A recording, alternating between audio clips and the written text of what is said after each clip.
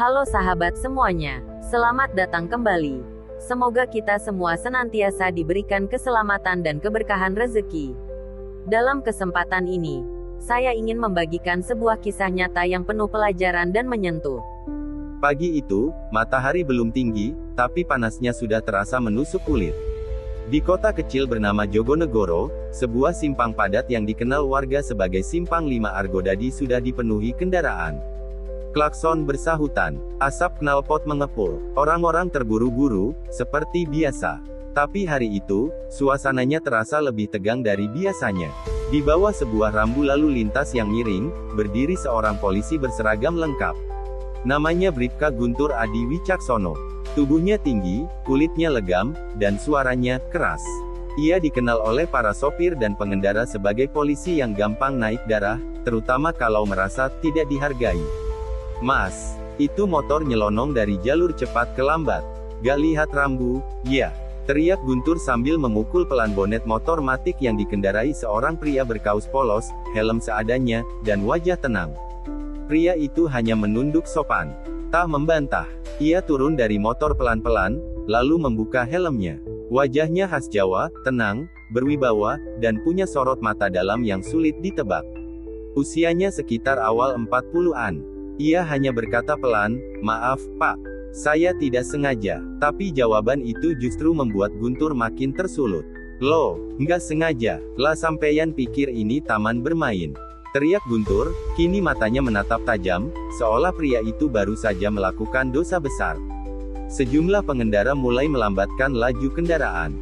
Beberapa tukang parkir di pinggir jalan melirik. Warung kopi di seberang jalan mendadak sepi dari obrolan. Tapi pria itu, yang nanti akan kita kenal sebagai Mas Raka, tetap diam. Tak gentar, tak ada nada takut, bahkan senyumnya tipis, nyaris tak terbaca maknanya. "Kalau memang saya salah, silakan ditindak, Pak. Saya nurut." Nada suaranya justru membuat Guntur makin gusar. Ia merasa direndahkan oleh ketenangan orang itu. "Wah, pinter ya sampeyan. Ngeremehke aparat tuh. Ojo ngajari aku carane kerja." Tangan Guntur sudah mulai menyentuh borgol kecil di sabuknya. Dan di detik itulah, angin pagi yang semula hanya berhembus pelan, seakan berubah menjadi pertanda, bahwa sesuatu yang jauh lebih besar akan terjadi di simpang itu. Sebuah kebenaran yang akan membungkam mulut besar Bribka Guntur, dan mengubah pandangan orang banyak tentang apa arti, kuasa, dan kerendahan hati. Semua mata kini tertuju pada dua sosok yang berdiri berhadapan. Satu, seorang polisi muda yang penuh amarah. Satu lagi, pria sederhana dengan ketenangan yang hampir menyeramkan. Bribka Guntur menatap Mas Raka dengan tatapan merendahkan. Baginya, pria ini bukan siapa-siapa. Hanya seorang pelanggar kecil yang perlu diberi pelajaran. Tapi entah kenapa, di dalam dadanya, ada rasa aneh yang mengganggu, seperti bertemu sesuatu yang tak bisa dijelaskan. "Cepat, serahkan SIM sama stengmu. Kalau enggak, aku giring ke pos sekalian," bentak Guntur, nadanya menantang. Mas Raka menghela napas pendek. Dengan gerakan tenang, ia menyelipkan tangannya ke tas selempangnya dan mengeluarkan dompet. Tidak tergesa, tidak gemetar. "Ini, Pak, semua lengkap." Suaranya tetap rendah, tapi terdengar jelas, mengiris udara panas itu. Guntur merebut dompet itu dengan kasar. Ia membalik-balik SIM dan STNK itu sambil mendecak sebal. "Wah, warga biasa. Alamatnya juga kampung. Apa hakmu sok-sokan ngajari aku sopan santun, hah?" Sekeliling mulai bergumam. Ada yang menggeleng pelan, ada yang menahan napas. Beberapa tukang parkir mulai mengeluarkan ponsel mereka secara diam-diam, mengarahkan kamera ke arah kejadian. Guntur merasa dirinya harus menunjukkan siapa yang berkuasa. Ia ingin mengukir rasa takut di mata orang-orang. Dengan gaya berlebihan, ia mulai mengancam. "Aku bisa tilang kamu 5 pelanggaran sekaligus. Jalur cepat, helm gak SNI, surat-surat, pelanggaran marka jalan." Teriaknya sambil mengacungkan tangan ke muka Mas Raka. Tapi Mas Raka tetap berdiri tegak. Tatapannya tajam tapi bersahabat. Lalu, untuk pertama kalinya, ia membuka mulut sedikit lebih serius. "Pak, apakah Bapak yakin ingin melanjutkan ini?" Suaranya tetap lembut, tapi nada itu mengandung sesuatu. Seperti seseorang yang tahu dia bisa menghancurkan, tapi memilih untuk menahan diri. Guntur sempat terdiam 1 detik. Ada perasaan aneh menusuk dadanya, ketidakpastian yang membuat tangannya sedikit bergetar. Tapi ego dan harga dirinya menutupi semuanya. Heh, aku yang tanya, bukan kamu yang ngajarin. Mau membantah? Mas Raka mengangguk kecil. Ia memasukkan kembali dompetnya ke tas dengan santai. Lalu, perlahan, ia mengeluarkan sesuatu yang membuat seketika Guntur, dan beberapa orang yang melihat, menahan napas. Sebuah kartu identitas kecil. Bukan SIM, bukan KTP biasa. Warnanya sedikit berbeda, dengan lambang merah mencolok di sudut kanan atas. Guntur, yang awalnya siap membentak lagi, terpaku. Matanya membesar, mulutnya setengah terbuka. Kopassus, Komando Pasukan Khusus. Seketika dunia seolah berhenti berputar di sekitar Simpang 5 Argodadi. Mas Raka tidak berkata apa-apa lagi. Ia hanya menatap Guntur, tenang, dan menunggu. Semua orang, termasuk Guntur, terpaku pada kartu kecil yang ditunjukkan Mas Raka. Kopassus. Nama besar itu cukup untuk membuat dada Guntur mencelos. Seketika, suhu tubuhnya seperti turun drastis, seolah-olah matahari yang menyengat tak lagi terasa. Mulutnya kering. Tangannya yang masih memegang dompet Mas Raka perlahan bergetar. Ia merasa seperti baru saja menusuk seekor singa yang diam. Mas Raka menatapnya, tetap dengan wajah yang teduh. Tidak ada amarah, tidak ada ancaman, hanya ketenangan seorang pria yang tahu, kekuatan sejati tidak perlu dipertontonkan. Beberapa tukang parkir, yang sebelumnya hanya berbisik, kini mulai terang-terangan merekam. Desas-desus cepat menyebar, lebih besar dari, "Loh, itu beneran Kopassus toh? Waduh, mampus Ki Polisin. Kok malah polisi esing salah kaprah?" Guntur menarik napas dalam-dalam, mencoba menguasai diri. Otaknya bekerja cepat, mencari cara untuk keluar dari situasi ini tanpa mempermalukan diri sendiri lebih jauh. Maaf, Pak," katanya dengan suara yang mendadak mengecil, hampir tak terdengar. "Saya tidak tahu kalau Bapak." Mas Raka mengangguk kecil, santai. Ia mengambil kembali dompetnya dengan gerakan pelan. "Hukum tetap hukum, Pak. Siapapun yang salah, tetap harus ditindak. Tapi, bukan dengan arogansi." Kalimat itu sederhana, tapi terasa seperti tamparan keras di wajah Guntur. Sebuah mobil patroli lewat di sisi lain simpang. Seorang perwira polisi berpangkat lebih tinggi melongok dari jendela, memperhatikan kerumunan. Begitu melihat Guntur dan Mas Raka, ia segera turun. Ada apa ini?" bentaknya. Guntur, yang biasanya paling berani menjawab, kali ini bungkam. Keringat membasahi dahinya. Mas Raka mengangguk hormat kepada perwira tersebut, memperkenalkan diri dengan tenang. Tidak ada kesan pamer, tidak ada nada mengancam.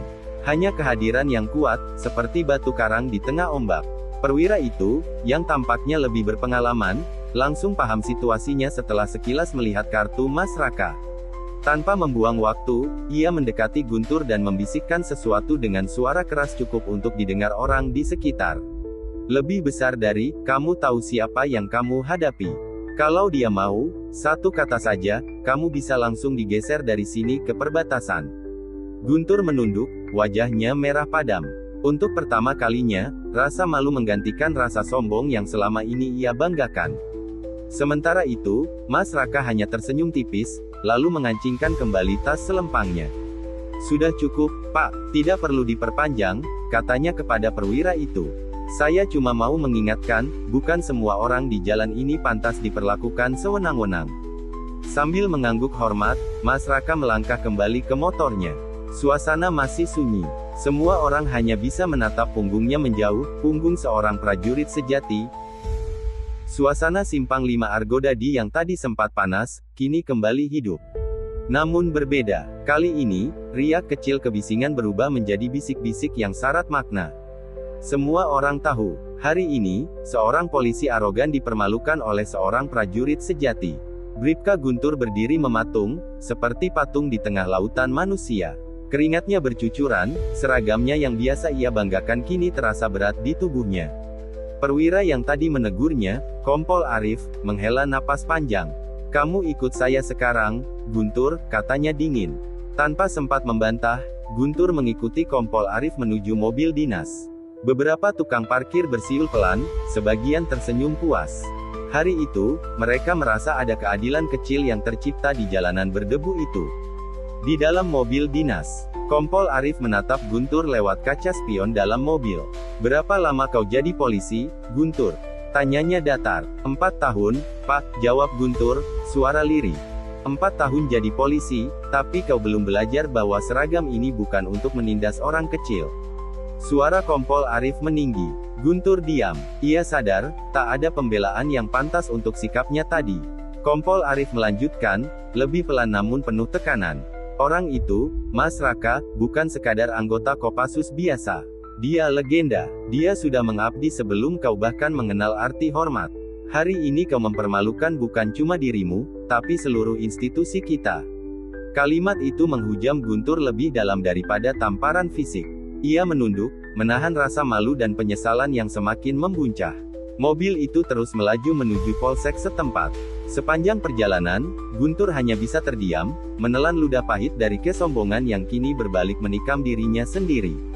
Sementara itu, di sisi lain, Mas Raka berhenti di sebuah warung kecil di pinggir jalan. Ia memesan segelas teh panas, lalu duduk di bangku kayu, memandangi jalanan yang mulai sepi. Tukang parkir yang tadi melihat kejadian itu menghampirinya. "Pak, maaf, saya ikut-ikutan merekam tadi," katanya sambil menggaruk-garuk kepala. Mas Raka tersenyum kecil. "Nggak apa-apa, Mas. Kadang, orang baru belajar kalau dia diberi pelajaran." "Sampeyan, beneran Kopassus ya, Pak?" Mas Raka mengangguk ringan, tapi segera berkata, "Tapi di jalanan, saya cuma orang biasa. Jangan nilai orang dari luarnya saja, Mas." Kata-kata itu sederhana, tapi menancap dalam di hati tukang parkir itu. Ia merasa malu karena tadi juga sempat menilai Mas Raka sebagai orang biasa yang bisa dipermainkan. Dari kejauhan, Mas Raka menatap langit biru yang bersih. Ada rasa lega, tapi juga keprihatinan. Ia tahu, kasus seperti ini bukan hanya terjadi padanya. Banyak orang kecil di jalanan yang diperlakukan semena-mena oleh oknum yang lupa tugasnya sebagai pelindung rakyat. Mas Raka menyesap teh panasnya perlahan, membiarkan rasa pahit dan manis bercampur di lidahnya. Suasana di dalam ruang unit Provos Polsek Argodadi terasa berat. Ruangan itu sempit, cat temboknya mulai pudar, dan bau kertas tua bercampur aroma kopi basi memenuhi udara. Di sana, Bribka Guntur duduk di kursi kayu, menunduk dalam-dalam. Di hadapannya, duduk Kompol Arif, wajahnya keras bagai batu. "Lebih besar dari, kau tahu kenapa aku bawa kau ke sini?" Suara Kompol Arif menggetarkan ruangan. Guntur hanya mengangguk lemah. "Jawab, Bribka," bentak Kompol Arif. Guntur mendongak perlahan, matanya basah. "Lebih besar dari, saya mempermalukan seragam ini, Pak," katanya lirih. Kompol Arif menatapnya tajam. Ia lalu melemparkan sebuah map berwarna coklat ke atas meja. "BRUKK." Suara map itu menghantam meja kayu membuat Guntur tersentak. Di dalamnya, ada laporan pelanggaran disiplin. "Lebih besar dari, itu, permulaan. Kalau Mas Raka mau, kau bisa diproses pidana karena pelecehan terhadap aparat negara." Tapi dia memilih memaafkan. Guntur mengepalkan tangannya di atas lutut. Hatinya bergejolak, antara rasa syukur karena dimaafkan, dan rasa malu yang membakar. Kompol Arif berdiri, berjalan pelan ke jendela kecil ruangan itu. "Lebih besar dari, Guntur, dengar baik-baik. Dalam dunia ini, kehormatan bukan ditentukan dari berapa tinggi pangkatmu, tapi dari seberapa rendah kau bisa merunduk untuk melayani rakyat. Mas Raka itu prajurit sejati. Dia kuat bukan karena senjata, tapi karena hatinya. Kau bahkan tidak bisa mengalahkan egomu sendiri." Guntur menunduk semakin dalam, pipinya terasa panas.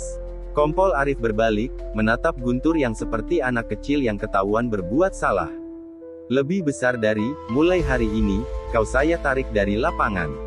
Tugasmu adalah membantu di kantor, urus laporan administrasi. Kalau kau mau, kau bisa belajar lagi dari bawah, atau, kau bisa berhenti sekalian." Kata-kata itu mengiris lebih dalam daripada skorsing atau pemecatan sekalipun. Ditarik dari lapangan sama saja dengan dihukum mati kariernya. Namun di sudut hatinya, Guntur tahu, ini hukuman yang pantas. Bahkan mungkin, terlalu ringan. Sementara itu, di sisi lain, Mas Raka sudah melanjutkan perjalanannya, berjalan santai melewati lorong pasar. Beberapa pedagang yang tadi menonton insiden itu kini memberinya senyuman hormat. Anak-anak kecil berlarian di dekatnya, dan seorang nenek penjual gorengan bahkan menawarkan dagangannya dengan malu-malu. Lebih besar dari, Pak, mau beli pisang goreng. Buatan saya sendiri. Mas Raka tersenyum ramah. Lebih besar dari, boleh, Bu. Saya beli 2. Ia mengambil 2 pisang goreng, membayar dengan uang lebih, lalu menolak kembalian dengan lambaian tangan.